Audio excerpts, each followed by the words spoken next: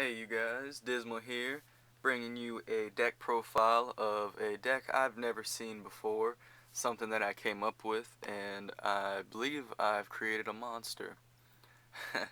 uh, this deck is, in case you haven't read the title, it's called Malefic Burn, or Manticore Burn Fire Kings.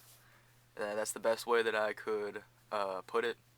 So, let me go ahead and jump into the deck. I've been playing with this on Dueling Network for a couple of weeks and gotten quite a few wins with it, quite a few good combos in the deck. And the way that I put it together, everything in the deck has synergy with everything else. So it's a 40 card deck with a 15 card extra deck. You'll get to see just a second. So let's bust into this. We start off with 3 Manticore of Darkness.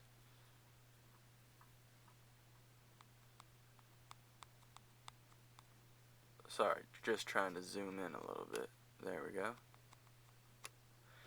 3 Manticore of Darkness.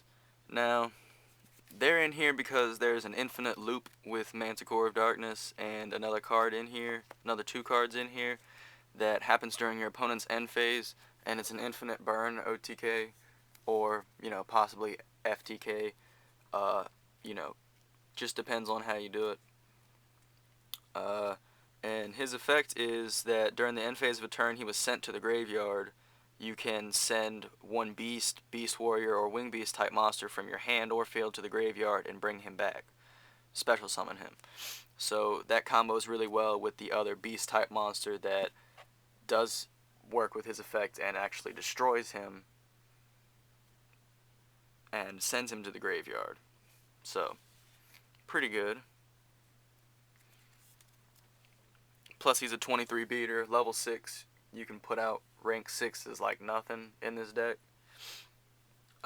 Also do one Sacred Phoenix of Nephthys because as I've been using him, I've been feeling like it's really good because it gives you that extra bit of control.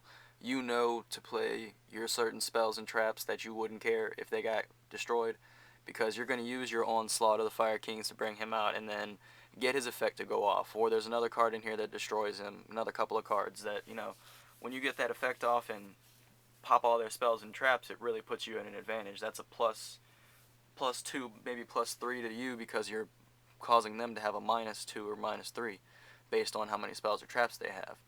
But if you don't know what Nephthys does, it gets destroyed by a card effect during the next standby phase, your next standby phase. You get to special summon him from the graveyard, and it destroys all spells and traps on the field. So it's like a Harpy's Feather Duster, but in a monster form with 2400 attack at level 8. Next card in here, I think, is probably one of the stars of the deck, is Fire King Avatar Garunix, and he is a beast. What happens is when he's destroyed by battle, you get to special summon a Fire King monster from your deck except Garunix, and his other effect is that when he's destroyed by a card effect and sent to the graveyard during the next standby phase, so that includes your opponent's next standby phase, you get to special summon him and destroy all other monsters on the field. So it includes yours, but if you keep a small, a small field presence, like this deck normally tries to keep a small field presence until it explodes, it's pretty good. Because then you get to that added control of Garunix, and, if you combo it with Nephthys, he's going to come back on your next standby phase and pop all their spells and traps again. Just good. Plus a 27 beater is really nice. The next card is 2 Fire King Avatar Yakshas. What they do is when a Fire King monster you control is destroyed by a card effect, you can special summon him from your hand. So, if Avatar Garunix dies, you can do it. But you can special, if it gets destroyed and sent to the graveyard, you can destroy a card in your hand or that you control. So that really helps you with your combos, especially because you can do that to your Garunix in hand, and with your effect of being destroyed, or to your Nephthys in hand, to any of those, even Manticore, you get that effect because his effect's going to go off at the end phase. So it's really, really, really broke that you get to destroy your stuff and get your stuff effects from hands, because it basically gives you free summons for level 8s and big beaters. I run one Barong, just don't really have a lot of space in the deck. I'd love to run more Barongs because he's a searcher. What happens is, you can special summon him, blah blah blah, when one gets destroyed, but what happens is during the next turn, the next standby phase after he's destroyed by a card effect, you get to add a Fire King type monster to your hand, except for Barong. So this helps set up with your Yaksha and your Garunix plays. Then you've got the next card is Tour Guide from the Underworld, playing it at 1. And she's in here because you normal summon her, you get to special summon a level 3 Fiend type monster. So I use her with Archfiend Eris to search out and make my rank 3 plays. She helps out a lot because Archfiend Eris, when she's sent to the graveyard, because of a card effect, she gets to, or being destroyed by battle, she gets to search out an Archfiend type monster, or an Archfiend monster. And I do have 3 Archfiend monsters in here. Well, 1 Archfiend monster, but 3 copies. Except Archfiend Eris, so that kind of adds speed to the deck. I chose to put 1 Cardi in here for extra draw power. It works really well because it helps you get to your outs. You set up your plays, and then play your Cardi, tribute him, end phase, whatever. You've got some spells and traps to back you up. I'm using 2 Flameveil Fire Dogs in here as well. They special summon when they destroy an opponent's monster by battle and send it to the graveyard. They get to special summon a level 4, a fire monster with 200 defense from the deck, except for Flameveil Fire Dog. So that gets me any of my Fire Kings, or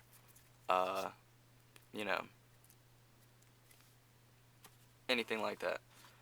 And the next monster is Archfiend Eater, Nefarious Archfiend Eater of Nefariousness. Now what he does is, during the end phase of a turn of your opponent's turn, while he is in your graveyard, you can destroy 1 face-up monster that you control and special summon him from the graveyard.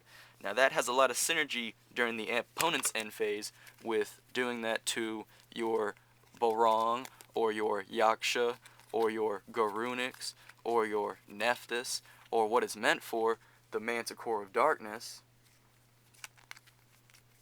Any of these that it would destroy, pretty much. You get effects off with it, and that helps you a lot because, especially with the Manticore, literally on the end phase, you can keep infinite looping this. I'll show you at the end of the video, but it's really cool. And then, of course, you can only control 1 of him, and if you control a spellcaster type monster, you can special summon him from your hand. Last monster of the deck, I chose to run 1 Bonfire Colossus. This is a really good card in this deck because if you've got a whole bunch of monsters out, you can use this and get multiple effects of your Fire Kings off. I like it a lot because if you control a fire monster, you can special summon it from your hand, but when you do, you have to target 2 fire monsters you control and destroy those targets. So his effect will help you get off your Garunix and your Nephthys and your Barongs and your Yakshas, and it helps a lot out because it makes the deck move along a lot faster. Next card I play is 2 Circle of the Fire Kings. These cards are really good, especially for doing that extra push during the battle phase because they're quick plays.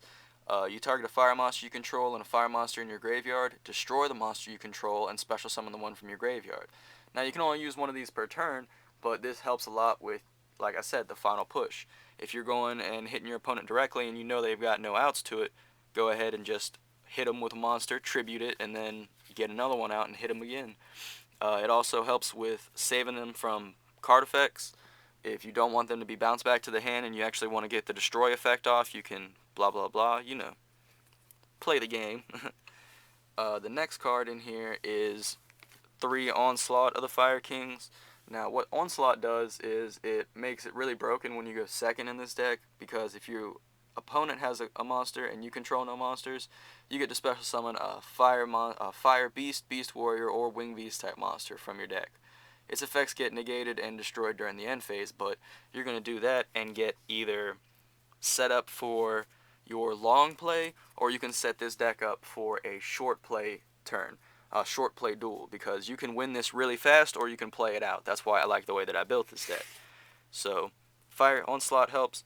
1 Fire Formation Tensu, because it allows you to normal summon a Beast or Beast Warrior. A Beast Warrior type monster in addition to the normal summoner set, and it helps them because it gives them an extra 100 attack, so it makes some of them a 2,000 beater and some of them a 1,900 beater, and it's pretty good. Helps you get your Manticore plays off a lot faster. 1 MST just to get rid of pesky spells and traps. 1 Foolish Burial because you need to dump your Archfiend and stuff in the graveyard. 1 Pot of Duality. This deck doesn't really care that much about special summoning during your own turn, so a Pot of Duality is not going to minus you at all. It just gets you closer to your outs, closer to your combos. I'm also playing triple Upstart Goblin for consistency reasons to help speed it up even more. And it doesn't matter that you're giving them 1,000 life points per one of these, because you've got an infinite burn loop that's going to do 500 damage or better, depending on how many you've got out during your opponent's end phase, and you're just going to burn all those life points back away anyway, if that's how you choose to play it. Onto the traps, we use 2 Fiendish Chains, because opponent's monster effects piss me off, so gotta get rid of them. And it's really good. Even the commons this format are like $10. It's ridiculous. Playing triple Reckless Greed, again, because you want to get to those outs, and not being able to draw for 2 turns isn't going to hurt you that bad, because whatever you draw from this is going to help you. And if you're smart and you already have a field set up when you do this, you'll be able to play around not drawing for 2 turns and save your combos. 1 called Haunted helps a lot with the deck if you're running a little bit slow, helps you get to your rank 4s. It'll save your butt if your opponent's getting ready to hit you direct, good card. And the final 3 of is 3 Backfire. Now this is the star of the deck, because when your opponent gets rid of your spell or your monster and destroys it, your opponent takes 500 damage when it dies and goes to the graveyard. So when you use Backfire and you're using Archfiend Eater to hurt any bot, to destroy one of your monsters, like Yugioh, or like the combo goes Manticore, Archfiend Eater, and Backfire, and that's all you need, and that's an infinite loop during your opponent's end phase. It's the star. Like, it doesn't matter how many life points you give them, how many life points they gain, you're going to get rid of them. Just the beauty of the deck. Extra deck, I went ahead and made Leviair, because you do sometimes get stuff removed from play, so why not bring it back. 1 Leviathan Dragon, just for extra push to get over big stuff. 2,500 is pretty big. 1 Wind Up Zen Mains, because defenses and stalling can help in this deck, get you to your outs, to your plays. 1 number 20 Giga Brilliant helps pump up your monsters, pretty good in this format. 1 Abyss Dweller, I hate letting my opponent's stuff that goes off in their graveyard happen, that would shut this deck down, so you gotta kinda, play with it. Battleman Boxer Star Cestus, you do eventually get 3 level 4s out on the field. He's a really good card. If you don't know what he does, look him up. 1 Gaga Cowboy for that final 800 push if they somehow manage to stop your burning. Got 1 Utopia, just because it's Utopia. Standard, you need it. Photon Papilloperative, flip their stuff back over, do more damage to them. Number 50 Black Ship of Corn, destroy their stuff, do some damage. I like the burn. Maystroke the Symphony Djinn because you can protect herself with her effect, or Book of Moon your opponent's monsters. Evil Swarm Exciton Knight. You need it. You need it this format because it's a board clear and it just flips the table. It's like flips the game and makes your opponent really have to play around it and play around losing all their cards on the field. One Brotherhood of the Fire Fist Tiger King because his effect to negate your opponent's monster effects is just too good. One Photon Strike Bouncer because you can make rank 6s in this, but you want to kind of hold on to your Manticores if you can. And then the final one is I'll say Sylvan High Protector because he's a rank 8 and you can make him. And if you were to replace this with anything, you would put the Franken Zombie in there, Zombie Stein, that rank 8. But anyways, hopefully you guys liked this deck profile. I will be bringing you more in the future.